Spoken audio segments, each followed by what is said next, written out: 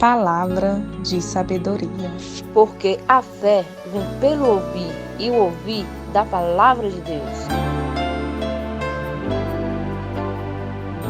Hebreus 3, versos de 1 a 2 diz: Por isso, santos irmãos, vocês que são participantes da vocação celestial, considerem atentamente o apóstolo e sumo sacerdote de nossa confissão, Jesus, o qual é fiel àquele que o constituiu, como também Moisés foi fiel em toda a casa.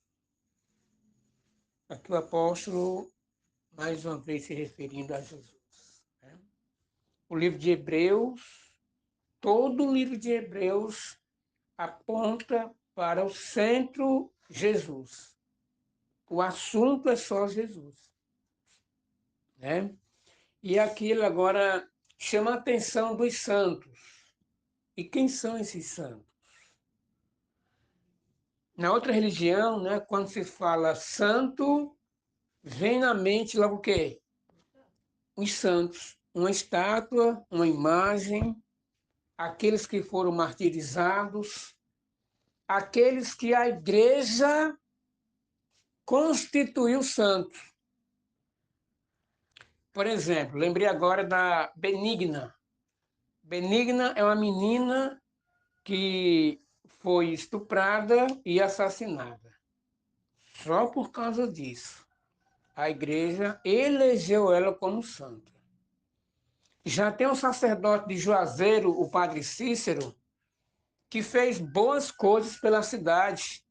Inclusive, a igreja, a cidade é como é hoje, uma grande metropolitana, por conta do nome dele, do padre Cícero. Isso não porque ele fez o milagre da cidade crescer, mas porque as pessoas se devotam a ele e vão a Juazeiro visitá-lo. O padre Cícero, ele foi excomungado da igreja, morreu excomungado. Por conta disso, até hoje a igreja não o santificou, embora as pessoas tenham ele como santo. É tanto que nas igrejas não tem a estátua do padre Cícero dentro. Não pode colocar, porque ele não é considerado santo. Ou seja, para outra igreja, eles é quem decide quem é santo e quem não é. A Benigna foi santa só porque foi estrupada. Depois disso aí, você é criança vai saber disso aí. Então, aliás, não é criança não, mas no outro momento a sua mãe pode lhe explicar. Então, queridos, o que é ser santo? Quando o apóstolo Paulo diz, por isso, santos irmãos, ele se refere ao quê? A Bíblia ensina, em Apocalipse, aliás, em Salmos, por exemplo. Salmo 50, verso 5 diz assim, ele diz, o Eterno, congreguem os meus santos, os que comigo fizeram uma aliança através de sacrifício. Nós já estudamos que no Antigo Testamento as pessoas faziam aliança com Deus através de sacrifício de cordeiros. Hoje em dia, nós fazemos aliança com o Pai por meio do Cordeiro de Deus que tira o pecado do mundo, que é Jesus. E isso através do batismo. Então, quando você se batiza, você faz um compromisso, uma aliança com o Pai, através de Jesus. Então, a Bíblia diz, congrega os meus santos, reúna os meus santos para um louvor, para prestar culto a Deus. Então, aqui nós vemos que santos são aquelas pessoas que decidem obedecer a Deus. Inclusive, em Apocalipse 14, verso 12 diz, aqui está a perseverança dos santos. Quem são esses santos? Aqueles que guardam os mandamentos de Deus e têm o testemunho de Jesus.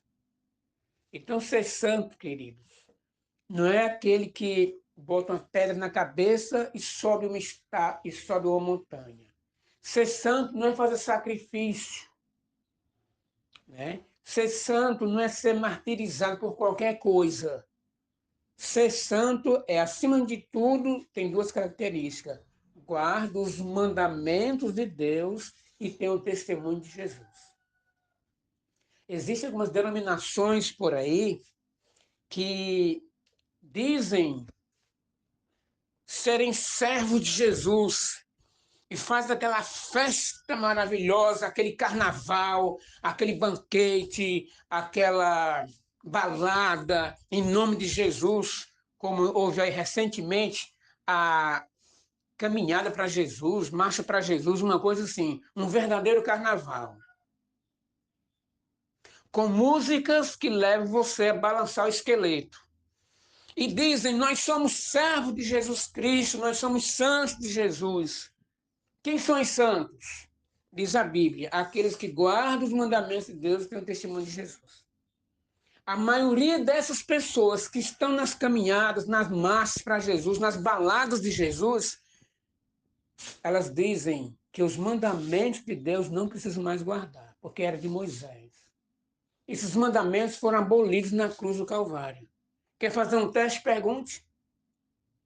O que você me diz dos 10 mandamentos? Não foi abolido. Então a Bíblia diz que os santos têm duas características. E não se trata de denominação. Não porque a denominação adventista guarda o sábado, a outra não guarda. Então eu prefiro não guarde. Ou seja, para cada tipo de pessoa tem uma religião. Se eu gosto de cerveja, tem uma religião que lá você pode beber cerveja. Eu gosto de usar joias, a igreja A, lá você pode usar joia. Eu gosto de vestir curtinho, a igreja tal, você pode usar curtinho. Não gosto de usar roupa lá embaixo, tem a igreja Reforma lá. Ou seja, para cada tipo de pessoas existe uma igreja. Então a questão é, não é eu me adaptar ao governo de Deus, mas é Deus se adaptar a mim.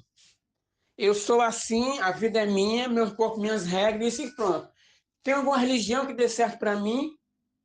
Uma vez alguém chegou para mim e perguntou, Expedito, quais são as exigências da igreja adventista? Eu respondi, amigo, não é exigência da igreja adventista, é o assim diz o Senhor. O que é que Deus pede de mim? Você observe que eu mando um áudio para vocês, amigos, da linha de transmissão. Dificilmente eu toco o nome adventista. Porque Deus vai salvar, não é uma denominação, não é a placa de uma igreja. Deus vai salvar um povo, e esse povo tem duas características. Esse santo tem duas características. Guarda os mandamentos de Deus e tem o testemunho de Jesus. Foi para essas pessoas que Paulo disse, santos, vocês que foram chamados numa santa vocação, considere o apostolado Jesus Cristo. Amém? Porque ele foi fiel ao Pai, assim como Moisés foi fiel ao seu chamado.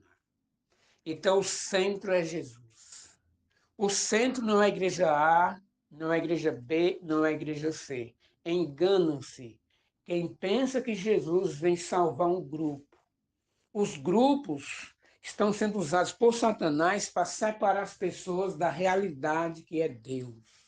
Então, eu termino a mensagem de hoje com o versículo do apóstolo Pedro, 1 Pedro 1,16, disse Deus, seja santo porque eu sou santo. Entendeu? Então, Deus não diz, seja adventista porque eu sou adventista. Seja católico porque eu sou católico. Seja metodista porque eu sou metodista. Não é assim que Deus diz. Seja santo porque eu sou santo. E os santos guardam os mandamentos de Deus e têm o testemunho de Jesus. Deus em Cristo te abençoe.